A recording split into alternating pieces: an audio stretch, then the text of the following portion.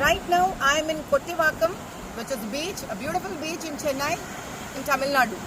We all know in recent times that in Anna University, a second-year girl was brutally raped by Gyanashekhar, who is supposed to have got married thrice in his life and has a lot of criminal cases on him. And probably a lot of them are even convicted. Look at the atrocity that even the FIR has been leaked. This is how the DMK performs. Now imagine the son of the chief minister himself, who at times and many times and every time comments on Sanatan Dharma. Imagine this is how the ethics flow in this government. This is how the ethics flow in their workers and in their karyakartas. And this particular Gyanashekhar, who allegedly has raped this girl, is part of DMK's system and their workers and karyakartas. The reason I would believe that because they always abuse and oppose Sanatan Dharma. They do not know the value of a woman and the value of a Shakti, the value of a girl.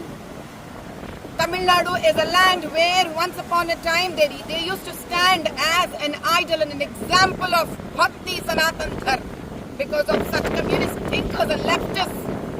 Today Tamil Nadu is suffering from a different kind of a disease called throwing away Sanatan Dharma and Hindutva. I question everybody that look at how the plight of Tamil Nadu would be and the people here. If DMK is the solution, it's what people would opt to.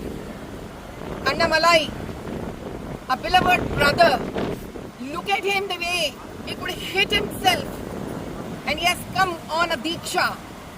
And that is how a true Sanatani is.